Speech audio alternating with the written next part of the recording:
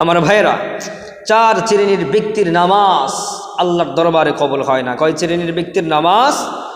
চার ধরনের ব্যক্তির নামাজ আল্লাহর দরবারে কবুল হয় না। রাসূল কারীম সাল্লাল্লাহু আলাইহি ওয়াসাল্লাম হাদিসে মুবারকের মধ্যে জানিয়ে দিলেন, চার ধরনের ব্যক্তির নামাজ আল্লাহ তাআলার দরবারে কবুল হয় না।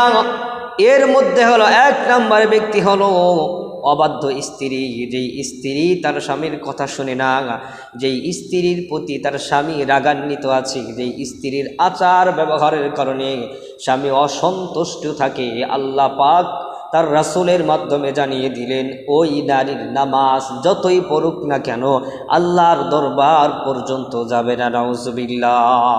তাহলে মা বোনরা, আপনাদেরকে অনুরোধ করে বলি, এইভাবে স্বামীর সাথে যদি আপনি খারাপ আচরণ করেন আপনার নামাজ আল্লাহর দরবারে কবুল হবে না। অতএব স্বামীর সাথে ভালো আচরণ করা শুরু করেন ইনশাআল্লাহ। দ্বিতীয় নম্বর, রাসূল কারীম সাল্লাল্লাহু আলাইহি ওয়াসাল্লাম জানালেন পলায়নকারী গোলাম। এখন তো সমাজের মধ্যে গোলামের প্রচলিত নাই, কিন্তু রাসূলের জামানায় গোলাম আজাদ এবং গোলামের প্রচলিত ছিল। যেই গোলাম তার মনিবের কাছ থেকে পালিয়ে যেত, ওই গোলামের নামাজ আবার মনিবের কাছে ফিরে আসা পর্যন্ত তার নামাজ কবুল হতো না। নাউজুবিল্লাহ। প্রিয় ভাইরা আমার, যেহেতু গোলামের প্রচলন নাই সেই জন্য এটা সংক্ষিপ্ত হয়ে গেল।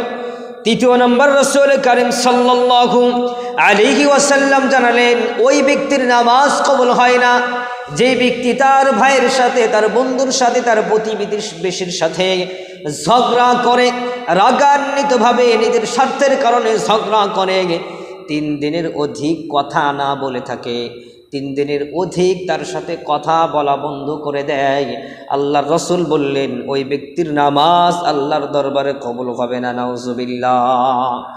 প্রিয় ভাইরা আমার, 4 নম্বর, এটা রাসূল কারীম সাল্লাল্লাহু আলাইহি ওয়াসাল্লাম ধিক্কার দিয়ে বললেন, কঠিন হুঁশিয়ার করে দিয়ে বললেন ওই ব্যক্তির নামাজ কবুল হবে না যেই ব্যক্তি সুদ খাবে। কি খাবে? যেই ব্যক্তি সুদখোর, ওই ব্যক্তির নামাজ কবুল হবে না। সুদ যেই ব্যক্তি খাবে, যেই ব্যক্তি সুদ দেবে, একজনের নামাজ আল্লাহর দরবারে কবুল হবে না। অতএব নামাজ যদি কবুল করাতে চাই তাহলে এই 4টি বিষয় আমাদের পালন করতে হবে, তাহলে আল্লাহর দরবারে আমাদের নামাজ